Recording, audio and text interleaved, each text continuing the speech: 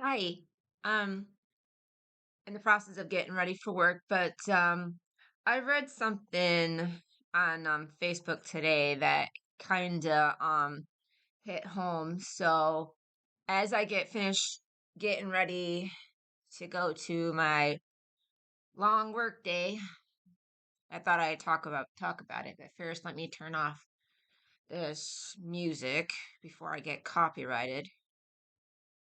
Listening to Peyton Parrish. He's become one of my new favorite people to listen to. Now, where the heck did I put my shoes? Right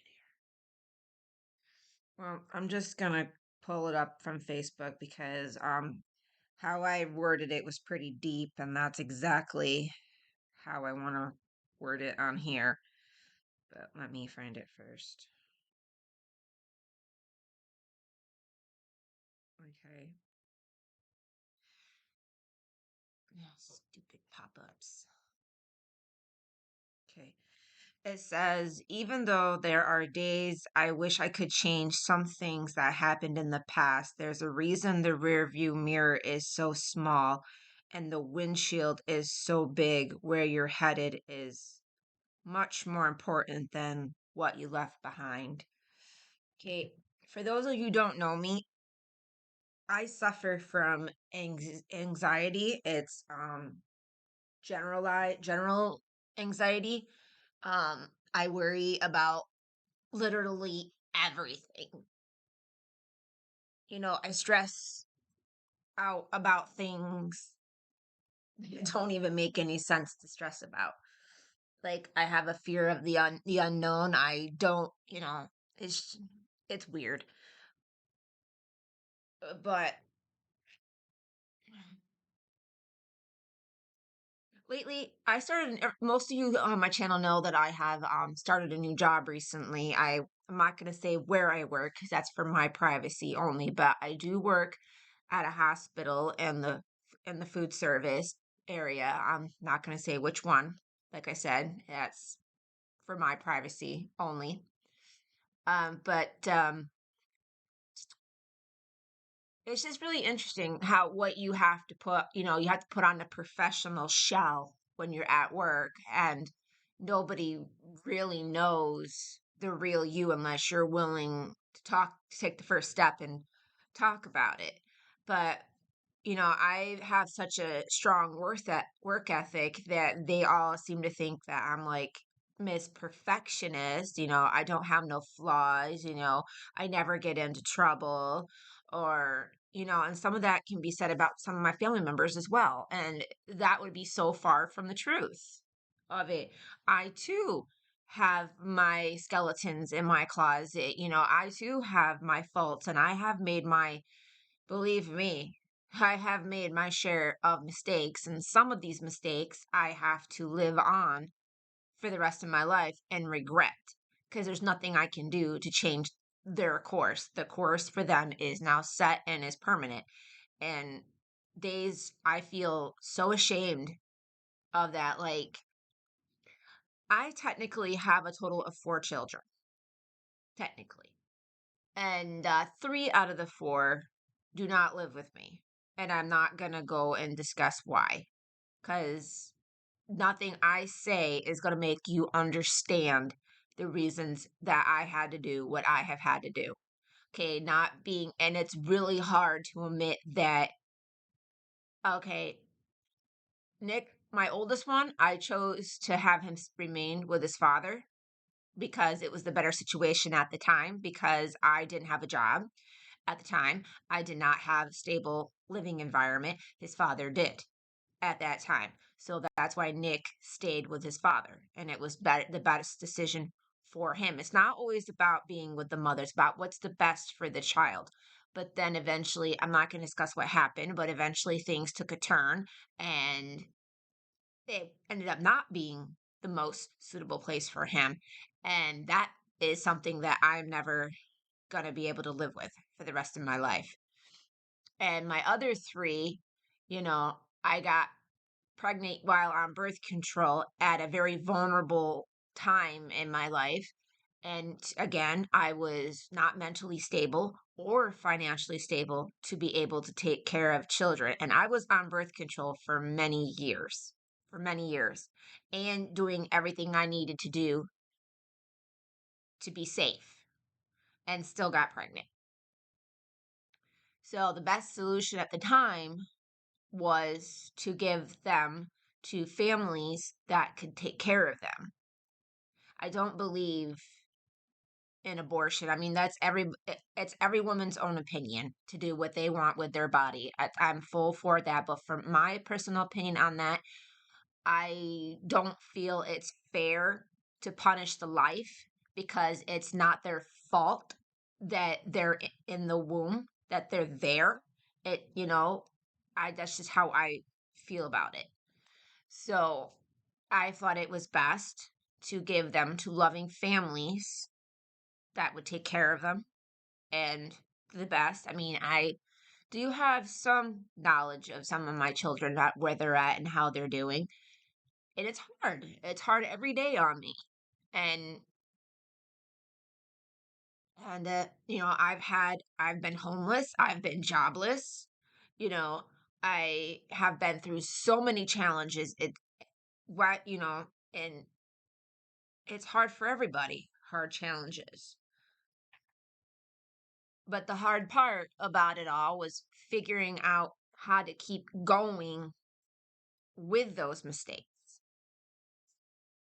And now when I look in the rear view mirror, I see how far I've become. Instead of looking at it as something you want to in the past and that's where you want to leave it, try looking at it from this perspective. Look how far you come. You thought you would never make it here. You never thought that you would be doing as good as you are now. That is something to think about. Not the negative part, but the positive aspect of it. And now when I look through the big mirror, the big window, the front view mirror, I see the unknown. And for me as a person with anxiety, it brings fear, a lot of fear because I don't know what's coming and I'm a person that likes to be prepared and I can't prepare for something I don't see and don't know is coming as you know that I don't know that's coming. Like it's different when you know a storm's coming and you know how to prepare for it. That it's different. And but we also know that with every new adventure that there is also going to be new challenges that are going to come with it. You can't have one without the other. That's just the way life is. Life is not fair. Life is not easy. It's not supposed to be because otherwise how are you going to learn? How are you going to learn that okay, I don't want to do this again. Let's try to not do that again. Let's try, to see what I can do better to not do this again. Things like that. And I mean, there's going to be days where those challenges, they're going to beat you to your knees. You're going to want to be covered under a blanket and you just want to give up. Some days it just feels, especially when you're on like a bad luck streak. It's going to seem like the entire world is against every little thing every move that you're making. Every move. But you gotta find the strength to keep going. There's always rather you've lost a loved one, rather you lost a job, you lost your home, you're homeless, you don't have a job anymore, you can't put food on the table, you can't provide a roof over your head, your children go to foster care, and it just keeps going on and on and on and on and on and on, and it just seems like it doesn't end. That was how the life was for me in Space Dive. We may put on this big whole act in Sohona like we're good people and that, that's because we've come from rock bottom. Space Dive and I are one of the couples that we didn't give up on each other. We've been together through everything, through every hardship that you could possibly think of. We been there through. We fought through together. That's how we knew that our relationship was going to be a successful one. When you can be by your spouse, by your significant other through every hardship, everything, and still come out strong. Even if that means you have to live separately for a while, that's what you got to do. But we still, hey, Daisy. I think Miss Daisy wants to give her opinions too.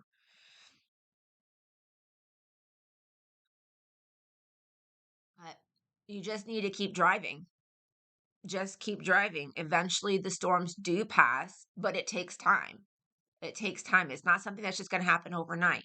You and it's not easy if you're in an abusive relationship and you want out. It's not as easy as everyone seems to think it is. It's not. It's like for me, when I was living in Virginia and I was in an abusive situation, it was not easy just to walk away. I didn't have a driver's license or a vehicle, and I lived out in the boonies. Where was I going to go?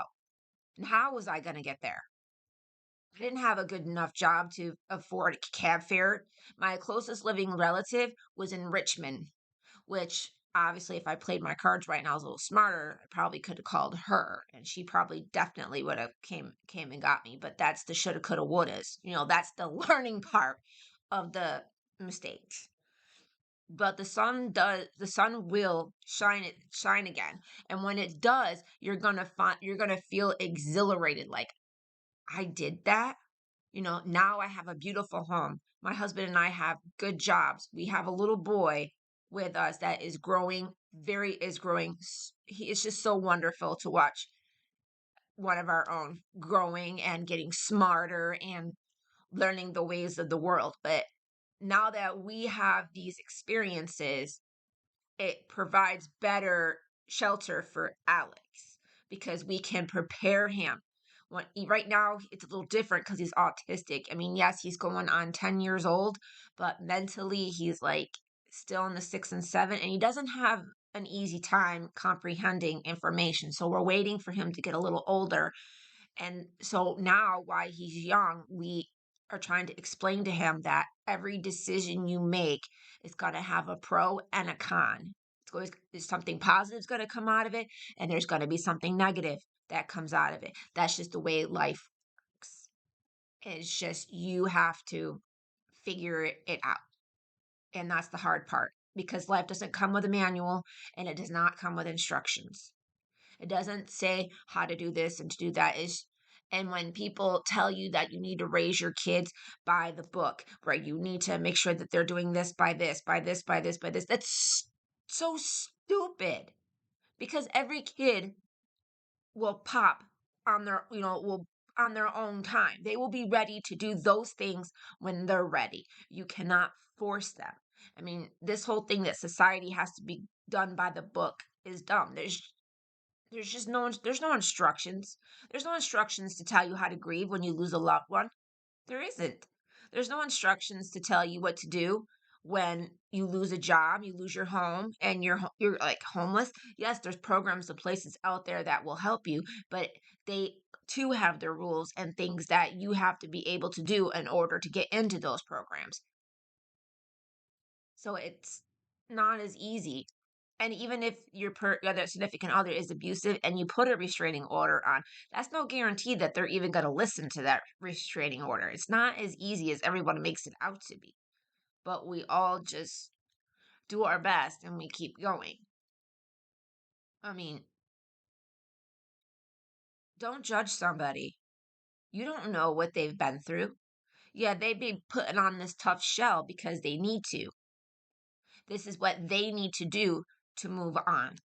This is what they need to do to appear strong, even when they feel like they're a flat balloon on the floor.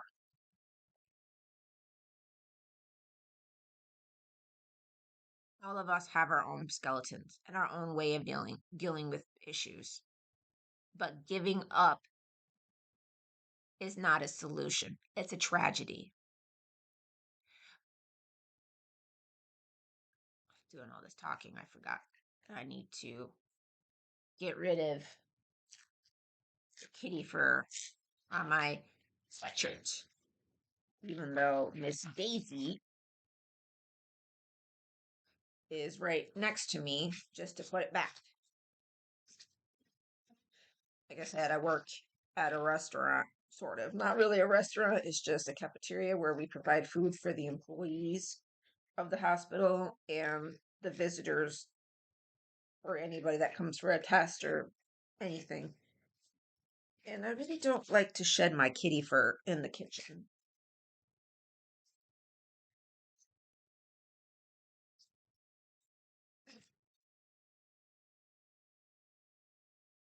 All right.